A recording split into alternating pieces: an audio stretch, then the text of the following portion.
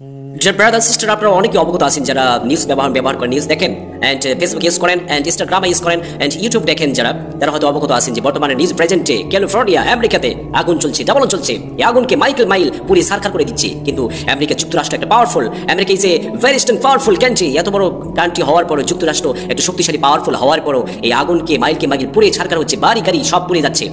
Businessman যারা, শিল্পপতি যারা বাড়ি গাড়ি আছে, তাদের বাড়ি ঘর সব পুড়ে যাচ্ছে।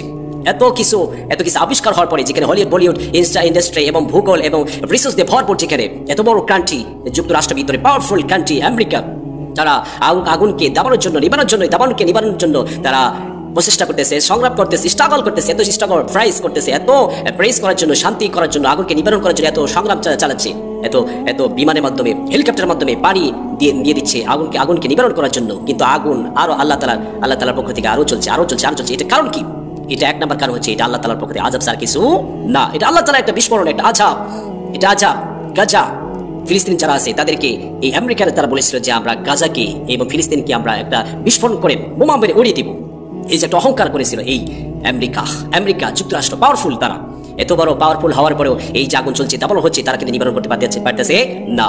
এটা আল্লাহ তাআলার পক্ষ থেকে একটা বাতাসের মাধ্যমে আল্লাহ তাআলা আগুন জ্বালাচ্ছে। এই আগুন জ্বলতে থাকবে যতক্ষণ পর্যন্ত তারা আল্লাহ তাআলার পক্ষে ফিরে আসবে, ঠিক কিনা? যারা অহংকার করে বলেছিল গাজাকে তার বিস্ফোরণ করে উড়িয়ে দেবে, ধ্বংস করে দিবে, আর আজকে দেখা যায় গাজার মুসলমানরা, শিশু বাচ্চারা না খেয়ে অসহায়, তারা বনে ঝরে, তারা বিভিন্ন মাধ্যমে তারা অনেক জায়গায় বাড়ি ঘর ছেড়ে তারা অসহায় নিয়ে তারা পড়ে আছে, তারা না খেয়ে আছে। তাদের এই শিশুদের কান্না আল্লাহ তাআলা তারা কবুল করে নিয়েছেন, ঠিক কিনা? এই যে দাবানল চলছে, এই দাবানল হওয়ার কারণ কিছু কারণ আছে। বিশ্বনবী সাল্লাল্লাহু আলাইহি হাদিস এবং আল্লাহ তাআলা কোরআনে বাণী, রাব্বুল আলামিন বলেন, যাহারাল ফাসাদু ফিল বাররি ওয়াল বাহরি বিমা কাসাবাত আইদিন নাস লিয়াযীকুহুম বা'দাল্লাযীনা আমিলু লা'আল্লাহুম ইয়ারজিউন। রাব্বুল আলামিন বলেন, জলস্থলে যত বিপদ আপদ আছে, এই সব বিপদ তোমাদের হাতের কামাই। আমি রাব্বুল আলামিন তোমাদের বিপদ আপদ দেই যাতে তোমরা ফিরে আসতে পারো। এই জন্য রাব্বুল আলামিন তোমার বিপদ আপদ দিয়ে থাকি। সুবহানাল্লাহ। বিশ্বনবী সাল্লাল্লাহু আলাইহি ওয়াসাল্লাম বলেন, যখন দেখবে রাষ্ট্রনায়ক যারা ক্ষমতায় আসে তারা গণমত মাল আত্মসাৎ করবে, তখন দাবানল চলে আসবে।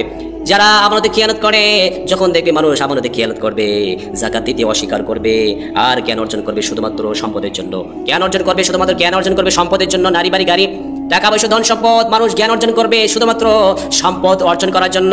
আর দেখবে আর স্ত্রীদেরকে আনুগত্য করবে, মা বাবাকে অবাধ্য সন্তান হয়ে দাঁড়াবে। তবে স্ত্রীর কথা অনুযায়ী চলা যাবে না, এমনটি কথা নয়। স্ত্রী আনুগত্য করবে, এর মা বাবার অবাধ্য সন্তান হবে, এমনটা যুগ এসেছে। বিশ্বনবী সাল্লাল্লাহু আলাইহি ওয়াসাল্লাম বলেছেন, এমন যুগ যখন আসবে তখন আল্লাহ তাআলার পক্ষ থেকে দাবানল চলে আসবে, আগুন চলে আসবে, নাউজুবিল্লাহ।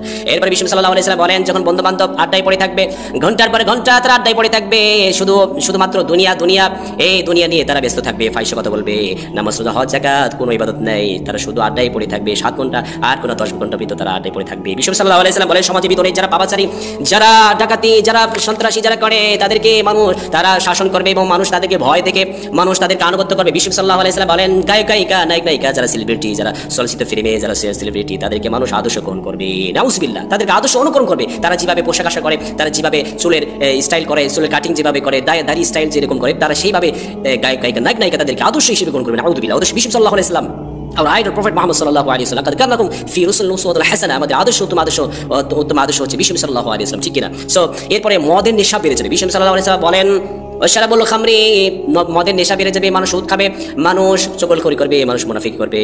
এই সকল আমানত যখন পাওয়া যাবে, যখন এগুলো নির্দেশন পাওয়া যাবে, তখন আল্লাহ তাআলার পক্ষ থেকে দাবানল চলে আসবে, আল্লাহ তাআলার পক্ষ থেকে আযাব সৃষ্টি হবে। আর এই আযাব থেকে, দাবানল থেকে আমাকে আপনাকে আল্লাহ তাআলার পক্ষ থেকে আল্লাহ তাআলা আমাকে আপনাকে ক্ষমা করবেন, মাফ করবেন, দাবানল আল্লাহ তাআলা নিবেদন দিবেন। শুধুমাত্র 3টি কাজ করতে হবে। কয়টি কাজ? 3টি। এক নাম্বার হচ্ছে তাওবা করতে হবে, আল্লাহ তাআলা দিকে ফিরে আসতে হবে। অহংকার থেকে আপনাকে তাওবা করতে হবে, আল্লাহ তাআলা দিকে ফিরে আসতে হবে। চিল্লা কাম টু ব্যাক ইয়া আল্লাহ, তোমার আল্লাহ তাআলা দিকে ফিরে আসো, রব্বুল আলামিন দিকে ফিরে আসো, আর আল্লাহ তাআলার নির্দেশ পালন করো, আর সমাজের ভিতরে ন্যায় নীতি প্রতিষ্ঠা করো। এই 3টি কাজ করলে রব্বুল আলামিন দাবানল থেকে আল্লাহ তাআলা নিষ্কৃতি দান করবেন। সুবহানাল্লাহ। এই দাবানল, এই অগ্নিঝরা, এই আগুন বিস্ফোরণ রব্বুল আলামিন 3টির মাধ্যমে আল্লাহ তাআলা নিবারণ করবেন। একটা হচ্ছে তাওবার মাধ্যমে, আর আল্লাহ তাআলার নির্দেশ যদি পালন করে, এরপরে সমাজের ভিতরে ন্যায় নীতি প্রতিষ্ঠা করতে হবে। কিন্তু বর্তমানে প্রেজেন্টে সমাজের ভিতরে ন্যায় নীতি আছে নেই। ক্ষমতা পাওয়ার পরে যারা ক্ষমতা অপব্যবহার ব্যবহার করে, যারা মানুষকে মানুষ মনে করে না, তাদের উপরে আল্লাহ তাআলা দাবানল নিয়ে আসবে। বাতাসের মাধ্যমে তাদেরকে আল্লাহ তাআলা নির্বিশেষে আল্লাহ তাআলা ধ্বংস করে দিবে। আল্লাহ তাআলা প্রত্যেকেই দাবানল থেকে আমাদের এই সুফলা বাংলাদেশকে এবং মুসলমান ভাইদেরকে এই দাবানল থেকে বাঁচার তৌফিক দান করুন, আমিন।